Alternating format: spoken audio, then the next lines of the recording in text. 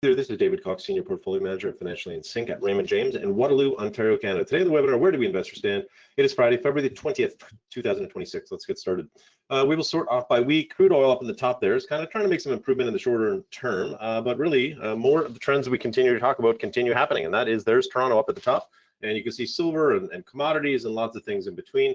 Just a reminder to pause your video player at any time to look in for more details. Now, on the left side, S&P 500 has not gone upwards in a few months. That is true. But on the right side, let's be honest. Let's step back from this, right? A lot of people look at the indexes. The indexes are heavily dominated by some large stocks, which have been underperforming. And on the right side, what we've got is the 500 companies, each with 1/500th, okay, one equal weight of the index, and you can see clearly it is rising. So what does it mean? It means the stocks are actually in far better health than some will continue trying to tell you.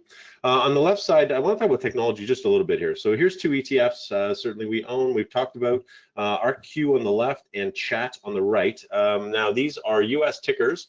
On the left side, just for sake of argument, I put them in Canadian dollars actually, but on the bottom, what I did is I compared them both, not with the US stock market, but I actually compared them with the Toronto stock market. Why would I do that? Well, the Toronto stock market is frankly stronger than the US market, as we have talked about over the course of the past many months. And so from that perspective, what we want to see, if we're evaluating an opportunity, we want to see whether something is outperforming the stronger market, right? The stronger denominator. Because remember, as investors, we have to make choices. What do we put in our portfolios? What kinds of stocks? What kinds of sectors, what kinds of markets? So both of these in the bottom panel you can see are in uptrends versus the Toronto stock market, which is a good thing.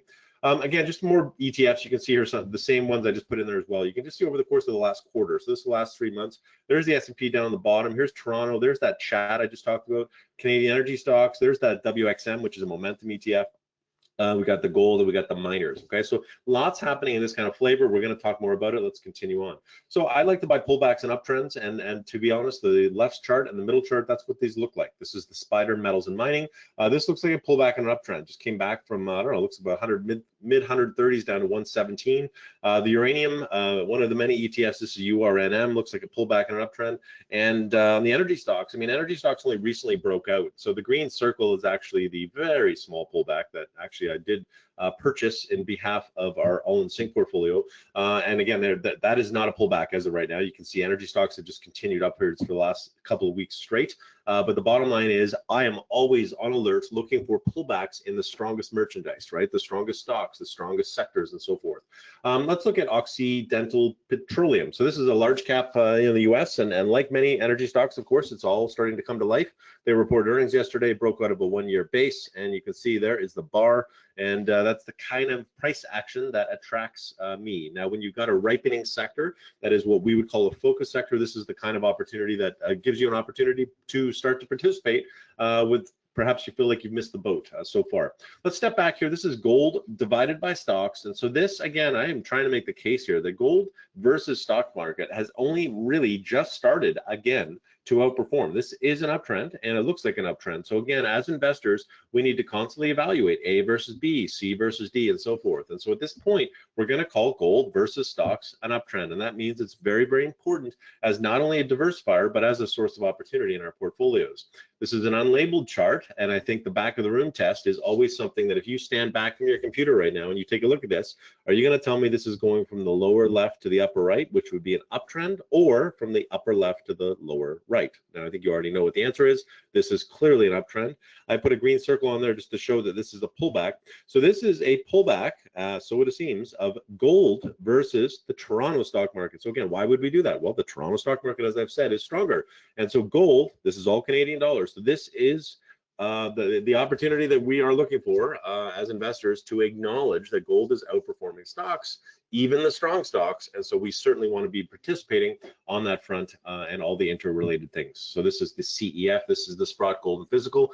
We looked at it a couple weeks ago, already talked about how we sold in that red circle. Our clients actually bought this back earlier this week and bought it back in size, and so it's the same idea, right? It's a pullback and an uptrend. Yes, there is some choppy, wide-ranging activity, but I have to be honest, the last couple of weeks here looks very, very constructive, and so from that perspective, I don't believe this appears to be sort of, the big all grandiose peak. Remember what we just looked at? We looked at, again, the long-term trends of gold versus stocks. And so, again, it gives me the conviction and the ability, I guess, to stand in and buy a pullback against. Last week, I showed this as the last chart. I'm going to show it again. Why am I showing it again? The red circle last week, I showed that bar. It wasn't a biggest bar against. I told you that. I did say there's a lot of force. That means there was a lot of volume that sold on Friday, but you can see what happened is that not only has this continued to sort of strengthen, but this actually made new all-time highs yesterday, which obviously is a very bullish characteristic. So for anyone wondering whether, oh, we must have sold because there was a lot of, no, we did not sell and we did not even trim. We did not do anything. And so again, remember, charts provide lots of information. They provide price understanding. They provide context and character. That does not mean every single squiggle and every single bunch of force or MACD turn and all these things. There's context, right? For understanding the environment we're in an environment of rising prices for risk assets. We are in an environment where commodities and everything related to materials and energy and industrial sensitive, economically sensitive industrials are doing very, very well. We're going to continue to lean in that direction. I will continue to point you that way. And let's finish off with Sector Watch. There's the gold stocks, material stocks up at the top of the list. Down on the bottom, there's the consumer staple stocks, which had a pretty decent rally coming off for the week. We are going to finish off here. Just follow me on X. I'm at David Cox RJ. And again, we are running an event next month called Living is Giving. We will have more details out about this soon, but again, you can register for the online version or the in-person version using this QR code.